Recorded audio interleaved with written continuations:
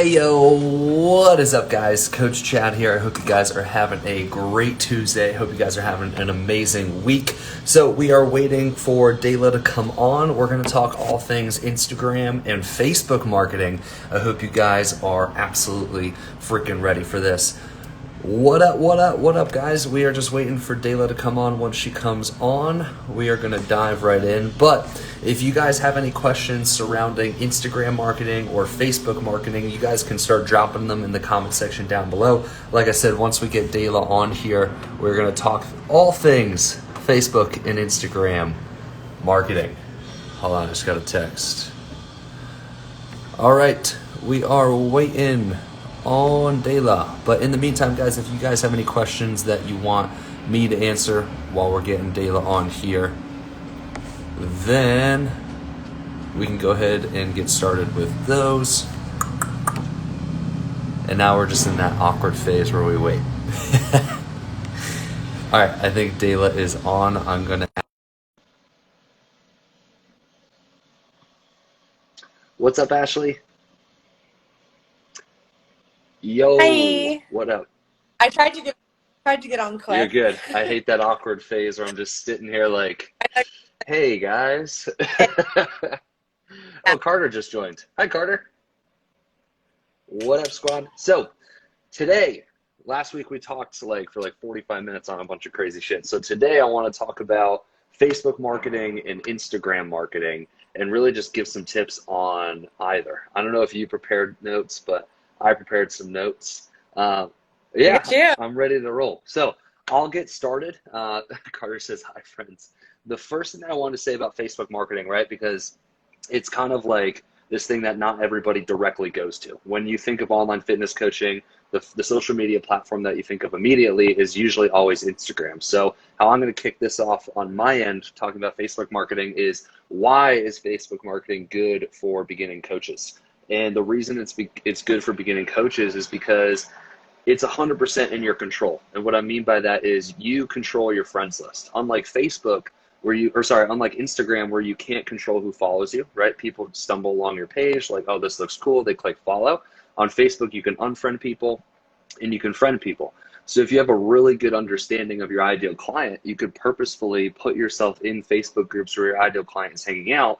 And like I said, you can control who you friend and bring those people into your atmosphere. And then you could leverage that with DM outreach. So that's why we really like Facebook, because like I said, it keeps everything in your control.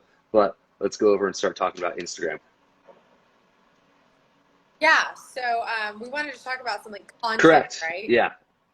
And helpful content. Yeah. So if you're trying to figure out, lots of new coaches are always like, how do I grow my audience? I don't, I can't get the clients that I want because I'm not getting enough engagement.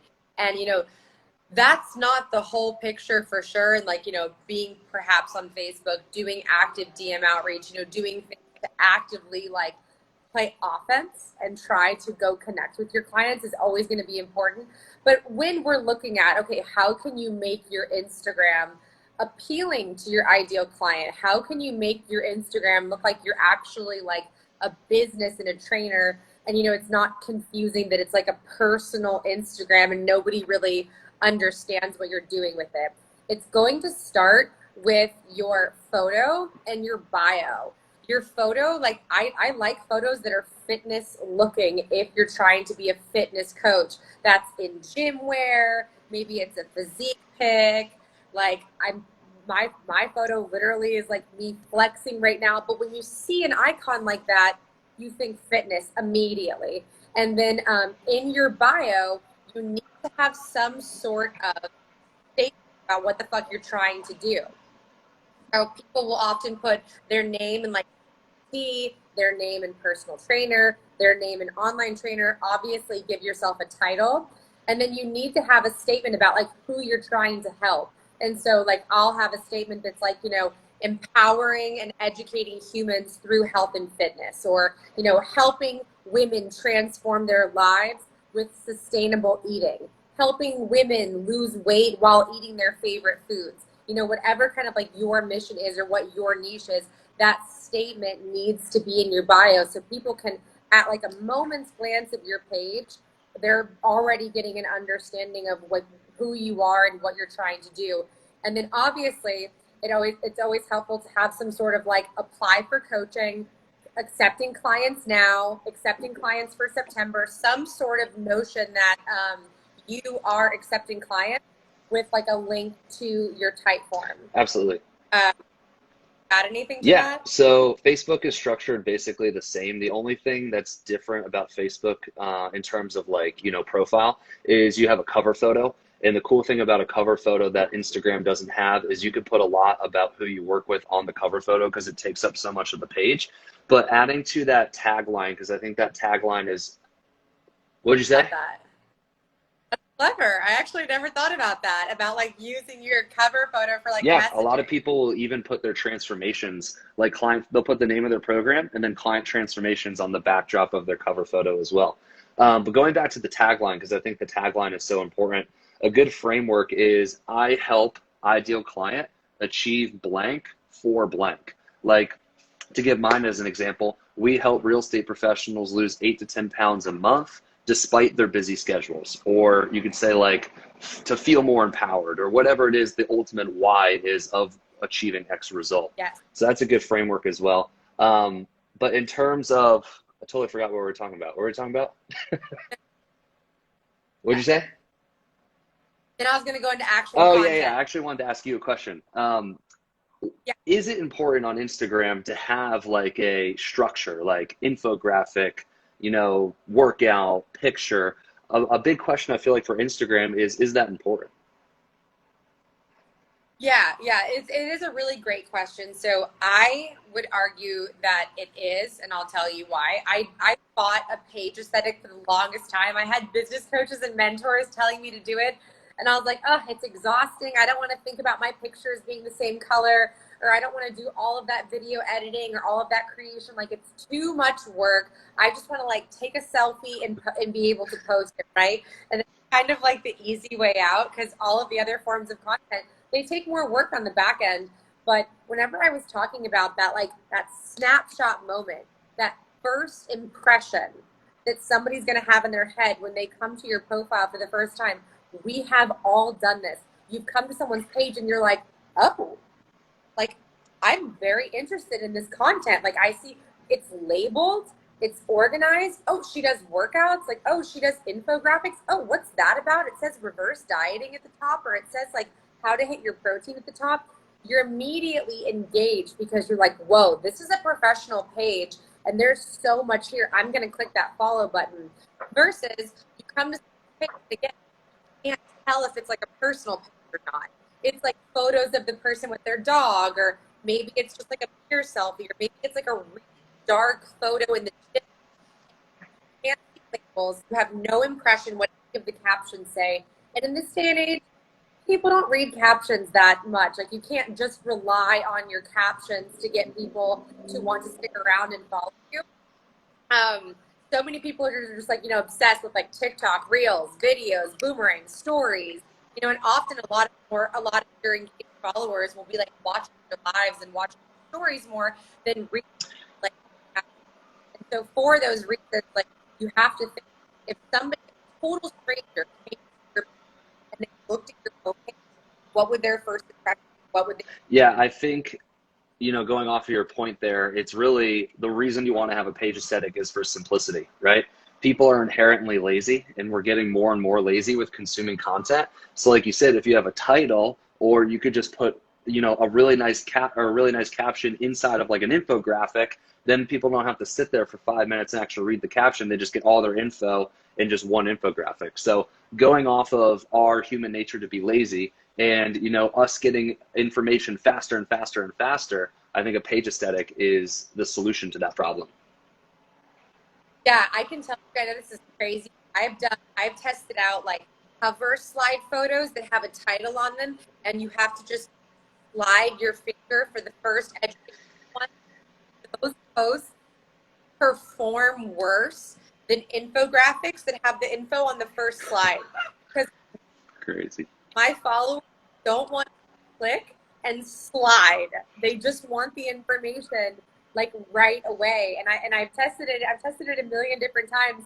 And I also know that even having your information on infographics as opposed to a caption, that increases engagement as well. And people are more likely to read it, like presented with like photos or even those like what are those like emoticons, like the little characters that people make of themselves.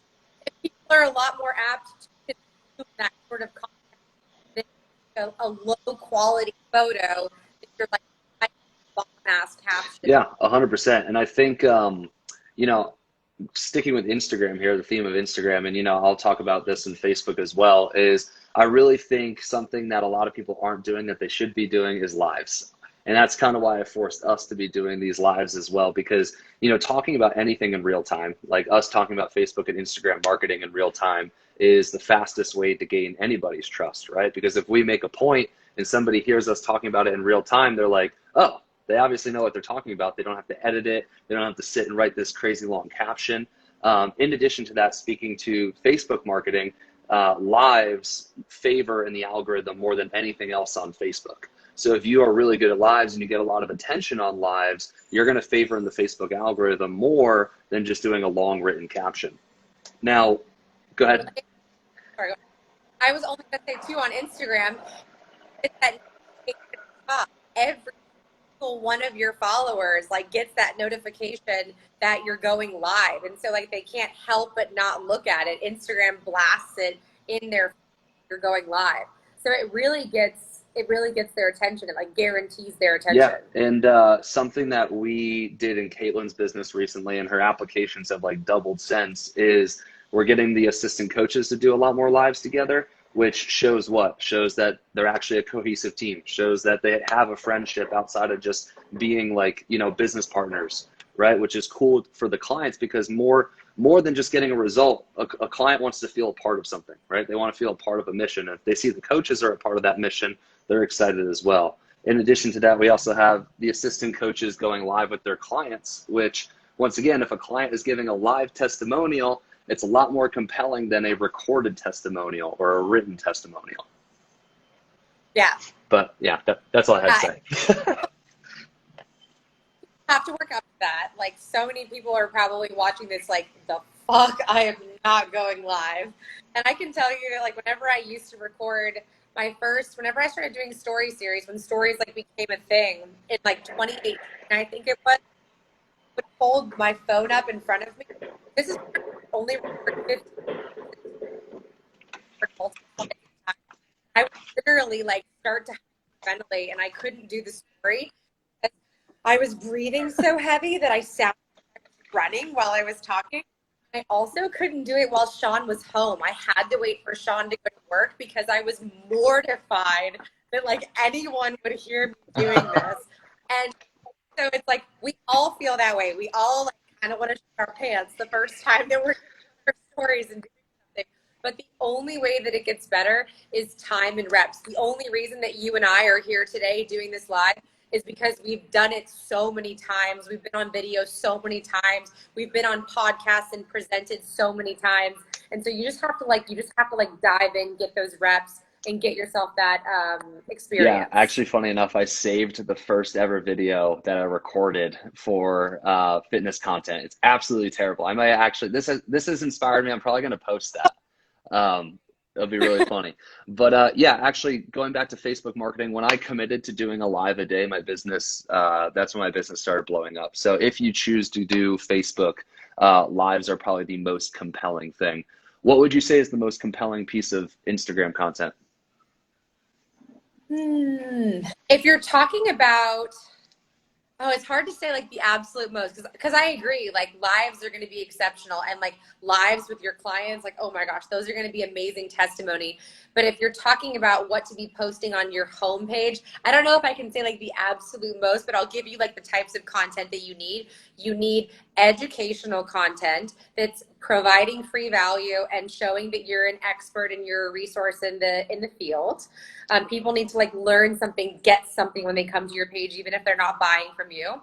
You need repostable content so that, again, people repost you, you're circulating on other people's pages, you're getting exposure. That's usually infographics or quotes, you know, some sort of graphic that's really powerful that everybody reposts like crazy.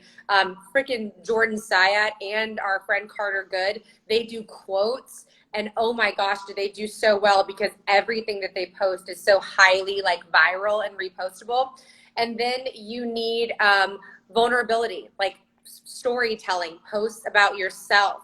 People also want to get to know you. When somebody's going to hire a coach that they want to talk to weekly and check in with, and they want to, like, you know, that they want that person to be their point of contact, they need to feel like they identify with you, like you're going to get them, that your personality matches the kind of personality that they're looking for in a coach. And people need to know that you have struggled. Tell your story, how, you know, we didn't all start off fit and successful. Everybody's got a story. Tell it and make people feel as though, you know, like if you got through it, you can be the leader, and like you can help them achieve their goals as well. Yeah, and I think the fluidity of that is important, right? Like you can't just pigeonhole yourself to be one. You can't just post educational content, because then people just view you as a library. They just view you as a dictionary. They don't view you as an actual person, which is going to decrease the likelihood of a lot of people buying from you. One piece of content that I think, in addition to all that, is also important is the free resource content, right? And I can speak specifically to a Facebook post that we do quite often to get lead generation, where, you know, we do a little color background post, and essentially, you know, we say something along the lines of, hey, we just created a free nutrition guide. Who's interested? Comment below. People comment below. You know, we message them the free guide. We ask them their goals, their challenges, their needs, and then we get them on a call. I'm sure you could do it on Instagram too. You probably can do it very easily on your story, like vote yes if you want the free guide, and then you could DM them. But Yeah. content that drives leads should have some sort of free value involved in it. And if you have a free resource to give away, then these types of posts are great. Yeah, and you bring up a good point, because this is where some people will say, like, hey, if I'm giving away my coaching advice for free, then no one's going to want to buy from me because I'm giving it away for free. And that could not be further from the truth. It's the, you know, actually the case that when you are providing value for free, people are going to return to your page. People are going to come to you.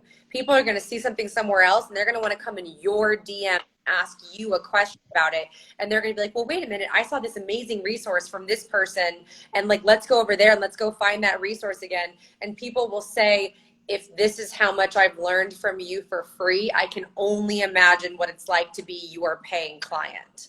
And so you definitely need to be thinking about ways to provide that free value. Here, I'm going to ask a question that a lot of people are probably interested in.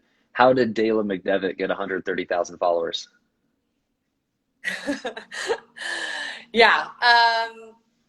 One, I genuinely do think that the algorithm was easier to crack in 2018. So that's, you know, one small factor, but I do think that the algorithm was a little bit easier then. But really, when my business took off, when my Instagram took off, I had like 30K followers. When my business took off and my Instagram took off, I did stories every single day. It was showing the fuck up, and it was being on video, and it was teaching. Back in like summer of 2018, like I said, like stories were brand fucking new. Nobody was using them. Like Instagram was testing them out as like a Snapchat feature almost. And you could only record that 15 seconds at a time. And I went on every single day, like at least 6 days a week. And I was talking about fat burning, and I was talking about cellulite, and I was talking about mentality. And I got reshared like crazy, because people were like, look, somebody is actually doing video educational content, and you can go to her page if you want to hear about this, or if you want to hear about this, or if you want to learn about this. And had I not gotten on stories and just fucking taken a deep dive into stories in 2018, I honestly don't think that we would be where we are today. And it was about like getting over myself, getting over the fact that I felt nervous, getting over the fact that I wasn't the best resource, getting over the fact that I don't even think I was like a certified CPT at the time, but being willing to show up and try to help people in the ways that I knew I could. And just going for it. And it really spread like wildfire, and people started coming to my page because they were like, if I follow her, She will teach me things. Yeah, I think something important to pull from that is you mentioned video again. I feel like video is a skill that everyone needs, and you can't hide from the skill of being able to talk in front of the camera. So I think you, back in the day, you probably could have gotten away with just doing long form written posts, but I think in today's social media marketing, you have to be good on video. Yeah, no, you make a great point, and I mean, you've even said that that's how your business took off on Facebook, and you go live all the time as well. I mean, I've done videos of my workouts. I do infographics. I still do videos. I've done IGTVs. I haven't done a reel yet, but I've done lives. I've done stories, and if I had to pick one that has impacted my business the most, it's Yeah. stories.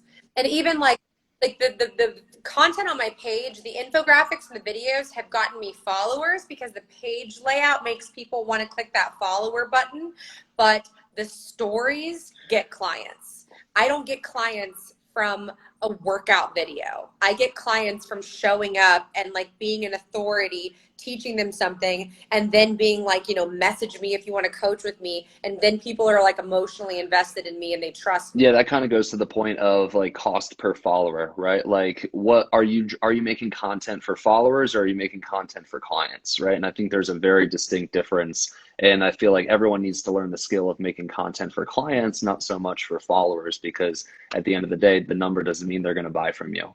Um, I think I want to wrap this up by saying or asking one more question for each of us. What are pieces of content that people should be avoiding?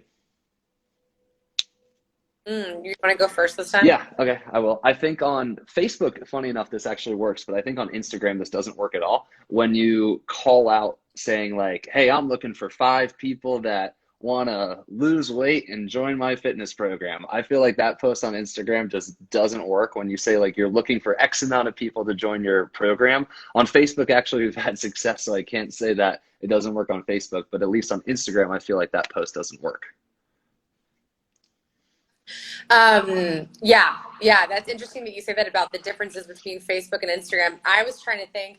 I mean, some of this is going to be my own personal bias, just being honest, but um, for female trainers, hypersexualized content.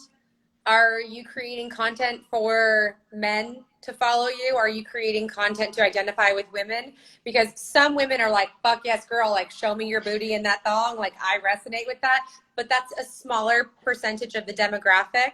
And hypersexualization can be very intimidating to women and make them actually feel bad about their bodies. And so you need to walk a fine line there, depending on like your values, who you're trying to attract, what you vibe with. And then creating content for your peers and not your ideal client. I would say that is the number one thing to fucking avoid.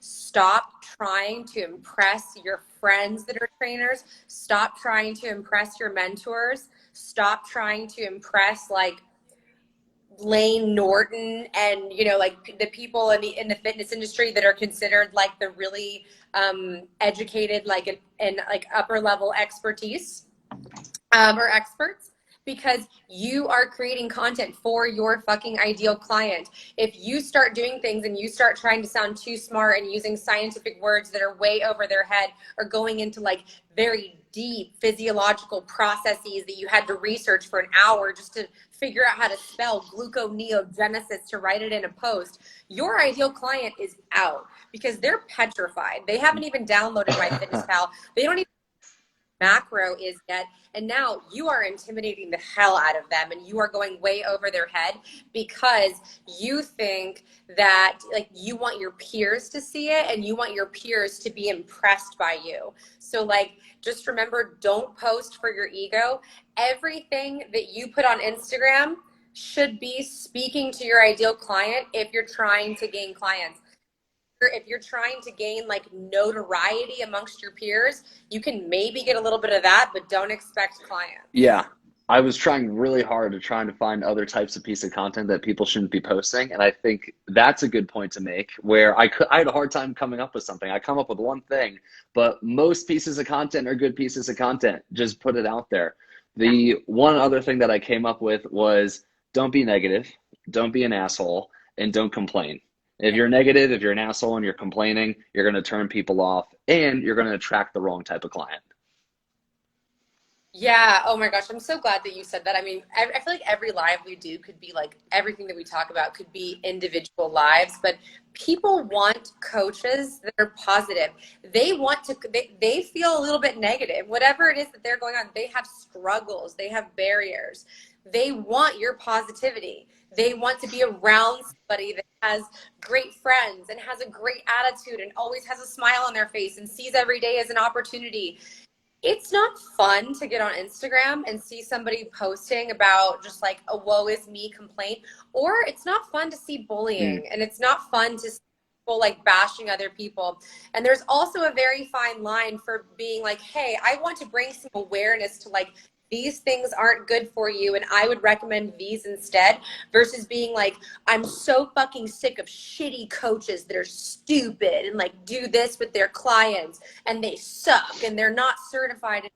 That's not enjoyable. Yeah, it's drama. Like, everybody's gonna click out of that, and actually like you just kind of look like you have like a really delicate ego and you look a little unstable, and I wouldn't hire a person like that. Yeah, there's a catch-22 to that though. If you do have something that negatively happened in your life, make it a learning lesson. And if you can make it a learning lesson, put a positive spin on it, then you could post content like that. But if you're just being an asshole or just being negative or complaining, there's no place for that.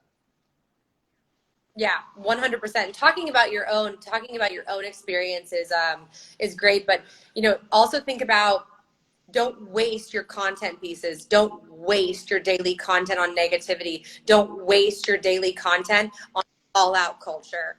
Like, always try to think, how can I be positive? How can I teach an important lesson? How can I provide value? Don't wake up thinking like, who am I going to roast on Instagram? Yeah, and it's also funny because you look at our news, and our news is largely negative, right? So we're actually almost programmed as Americans to seek out negative news. So here's like a really nifty marketing tip. The way that you can capitalize on that but still be positive is, like, we could have made a video today that was just like the worst things you can do in social media content, and that would have gotten a lot more views than us saying the best things you can do in social media content, right? Where people would click in because they see that we're talking about the worst, but the whole entire piece of content is entirely positive. Yeah. Yeah, that's all I had. I think we crushed it once again. I think way more than we wanted to once again. Yeah, I actually didn't go over any of my notes, but we did crush it. But anyways, guys, go ahead. Only we're going to talk content pieces, and now here we are. Yeah, but hey, there's tons of value in here. So once again, if you guys want to watch this on the replay, it's going to be saved in the NLCA Instagram, IGTV, and we'll post it on our stories and whatnot. But we actually have a call with our students in 30 minutes. So I'm going to go grab a coffee, go grab some water, and I'll be seeing you in 30 minutes. Okay, all right, bye. See you, Dayla. Bye.